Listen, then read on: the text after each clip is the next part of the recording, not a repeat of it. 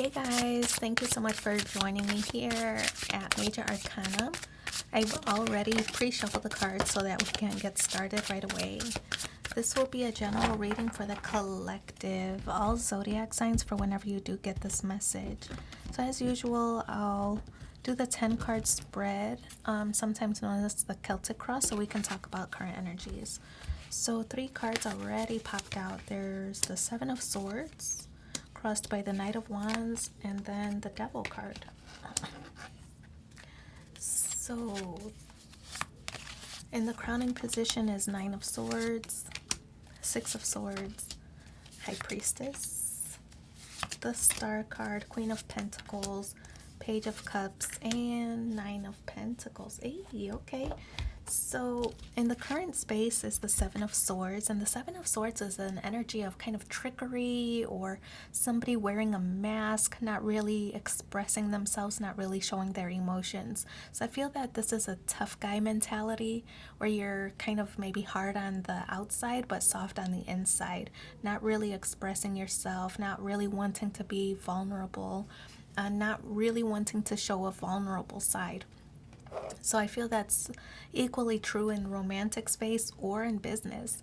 You don't want to appear weak to the other person involved, or to the if you're leading a team, you don't want them to you want them to uphold respect for you and not really see a side where you're vulnerable and maybe don't have all the answers, right? So 7 of Swords is like the mask of very self-assured and, who really knows what comes next. It's somebody who really appears to have the act together, right? Whether they feel that way or not, they appear so on the outside. Crossing is the Knight of Wands. There's some situation that you might be experiencing where you are not really sure how to move forward. So I feel that this is a back and forth kind of mentality where sometimes you want to go this way and sometimes you want to go that way. I feel that there has likely been a lot of time invested in a situation where you don't really want to waste all that time or waste all those efforts or waste all those investments, whatever it is. If it's your current relationship, romantically, you've invested so much time and it's hard for you to change your mindset or change the behaviors or change how you feel, right? Or even in business, really not wanting to, things are changing and it's feeling reluctant to have so many changes all at once, right? So Knight of Wands is like this mentality of in and out. You understand why it's better to do things one way, but at the same time you just are a little bit resistant to change. So that's the Knight of Wands. You're kind of in and out. Yes, you understand, but still you don't want to do it, and sometimes you want to experience something new, and then other times you're like, well, I'm comfortable with the old, right? So it's like this back and forth kind of mentality, afraid of change or things changing. That's what this energy, Knight of Wands, is reflecting. So in the grounding position is the Devil card. The Devil card, it sometimes represents addictions or just bad habits in general, things that aren't really conducive to moving forward or having forward progress in your life. So the Devil card could represent overindulging for some situation. It could be shopping, gambling, drugs, addiction, sex addictions, something like that, in like your personal life. But in business, it could be just this energy of always thinking things need to be done your way rather than accepting feedback or other people's opinions, or not really adapting to changing platforms, changing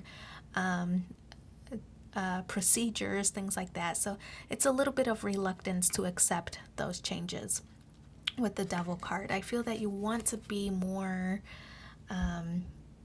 agile as you kind of maneuver through these situations, but there's a little bit of fear, of changes and things not being predictable for you. So that's what the Devil card is reflecting. The Six of Wands in the recent past. This card is a signal of you wanting to move on from a situation, possibly an old mindset, an old way of doing things, leaving these bad habits behind. You know that there have to be some changes, but you know that you have to give something up, for those positive changes to occur. And like I said, I feel there's a little bit of fear of change in this situation. So Six of Swords, you want to move on. You realize it's time to move into a calmer space, but reluctant because of a fear of changes. Nine of Swords is in the crowning position. This is your conscious goals. So some situation is keeping you up at night, it's keeping you stressed. I feel that it is having to do with these changes that are occurring. Either in your relationship, maybe there's pressure to advance to the next level, or in a job where so many people are relying on you. You are hesitant, right, to fail in these situations. So I feel that it's kind of keeping you up at night, feeling a little bit stressed. The good thing about this card is that it is a 9. So we know that when 9s present itself, it does signal like you've gotten over the hard part, right? And so you might be losing sleep at this time, but this conscious goal means you're ready for things to be over. You're ready to start relinquishing a little bit more control and start letting things, happen however it's going to happen, right? So accepting or embracing some of the change, and then being able to pivot, whatever comes your way, being able to adapt and progress forward in a positive way. But I feel that the Nine of Swords, these restless or sleepless nights that you're experiencing, are almost at an end as soon as you relinquish the fear or control, fear of failure, those kind of vibes. As soon as you relinquish that, I feel that things will become a little bit easier.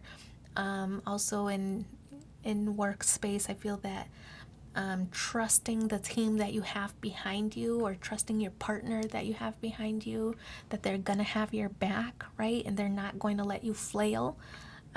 Just trusting that they have your back and don't want you to fail either.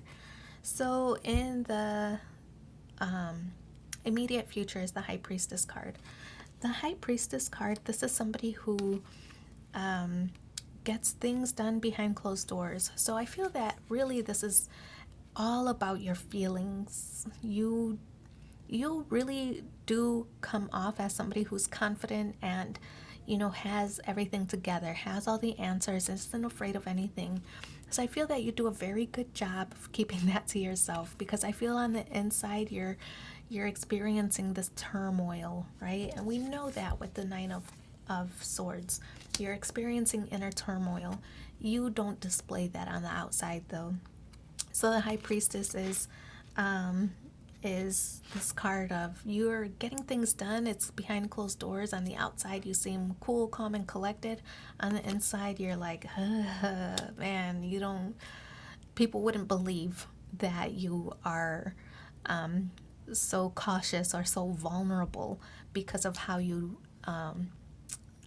portray yourself externally. The Star card is in your energy. So the Star card does represent like hope, right? Hope and healing. It's this card of like manifesting, right? The great thing about this card is like you're starting to realize manifesting is a funny thing, because it's not that you just have to say, I want to be successful, and then you're suddenly successful. It's not that. You have to do the work too, right? You have to not just say and believe and then feel worthy of the item that you want to manifest, but you also have to put it into work too. Like what's what role do you have to play? So if you want success and you are in business and there's new platforms that you have to learn how to navigate, it's doing the extra work, like learning how things function and getting the training, taking some training when you can, learning from maybe somebody who it comes a little bit easier or more naturally from. So taking that advice. So that's what the star card is suggesting, is that you do accept help from others to achieve those goals, right? And if it's in a relationship that you're considering or that you're thinking about or focused on, it's being expressive to this person, because they're not a mind reader. Those fears that you are experiencing, those sleepless nights, they're not a mind reader. They don't know if something is troubling you unless you tell them, right? So that's what the star card is. It's like doing your part to make sure things are successful. So in the external influences is the Queen of Pentacles. The Queen of Pentacles is this card of abundance. It's also a card that signals what expectations are. When the Queen of Pentacles is presented, it's this card of not just being abundant and people respect you. You're very reliable, consistent. You just have this air of authority, right? That you exude. But the Queen of Pentacles is also this beyond success, beyond financial stability, beyond security and prosperity. What else is there to life, right? So I feel that's what you might be trying to incorporate into your life. It's not just material wealth and financial gains that are going to make you happy. It's the success of others, for example, making other people happy, your loved ones, making sure they're fulfilled. So that's kind of what the emphasis is, like focus on the things that make you feel good, and then the rest will come naturally, right? You exude this air of confidence and nothing bothers you. Focus on that stuff, and everything else, I feel like you're just going to start gaining that good karma. It's going to reflect in your life. So the Page of Cups in the hopes and fears position, it's like a reminder to open yourself up to other people, maybe junior level input if you're thinking about the financial or business world. Opening yourself up to be vulnerable, to make mistakes, to learn from somebody maybe at a junior level. It's also a message of articulating your feelings, not just thinking that everybody's a mind reader and can guess exactly what you're fearing or guessing exactly what you're feeling, right? So opening yourself up to be a little bit more vulnerable and articulating your feelings, or where you might be lacking or could use improvement. So that's what this card is reflecting.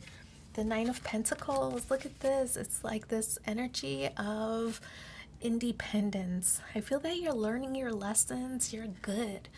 The Nine of Pentacles is this very abundant kind of energy. Like I said earlier, you're getting that good karma by focusing on the people that surround you, their successes, the people that you love, and making sure that they're fulfilled. You're getting this good karma by focusing on that stuff and allowing yourself to become vulnerable. The Nine of Pentacles is this a very abundant kind of vibe. So that's how what the outcome is for you. Really good, pleasant stuff for the upcoming 24 hours. So let's pull one final card from Manifest Your Soulmate Oracle cards. Energy flows where my intention goes. I like it because it rhymes. But I do wish you so much luck in your situation. Thank you for being here with me, and take care. Bye.